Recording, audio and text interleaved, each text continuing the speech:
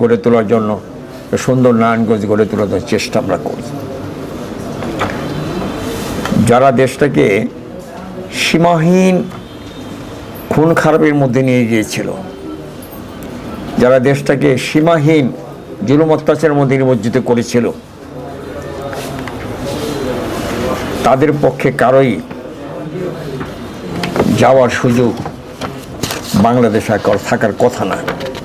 কিন্তু এখনও দেখা যাচ্ছে যে যারা দেশে মানুষকে খুন করলো, যারা দেশে মানুষকে হত্যা করলো, যারা গুম করলো, তাদের ব্যবসা বাণিজ্য, তাদের জাহাজ, সেগুলো এখনো সচল আছে। এগুলো কারা চালাচ্ছে, কীভাবে চালাচ্ছে, এই খোঁজ খবর আপনাকে সবাইকে দেখা উচিত। যারা খুনি, যারা অপহরণকারী, তাদের পক্ষে বাংলাদেশ কোনো মানুষকে থাকা, পক্ষ অবলম্বন করার, পক্ষে নেওয়া, তাদের সাথে থাকার সুযোগ কারে থাকার কথা না। জাতি তাদেরকে কখনই ক্ষমা করবে না।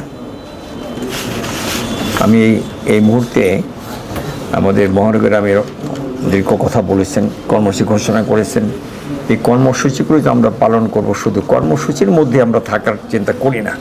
আমরা বাস্তবায়ন করার জন্য, জুলাইয়ের সনদকে বাস্তবায়ন করার জন্য আমাদের যা যা করা দরকার, আমরা সকলে মিলে একত্রিত হয়ে জুলাই সনদকে বাস্তবায়নের জন্য, জুলাইকে বাস্তবায়ন ধারণ করার জন্য আমরা নিজেরা চেষ্টা করব, এবং সরকারকেও, সকল স্তরের মানুষকে, সবাইকে আমরা ধারণ করে বাস্তবায়নের জন্য আহ্বান জানিয়ে কথা শেষ করছি। আসসালামু আলাইকুম ওয়া রাহমাতুল্লাহ।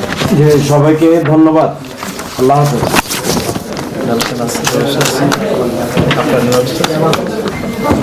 হাফেজ।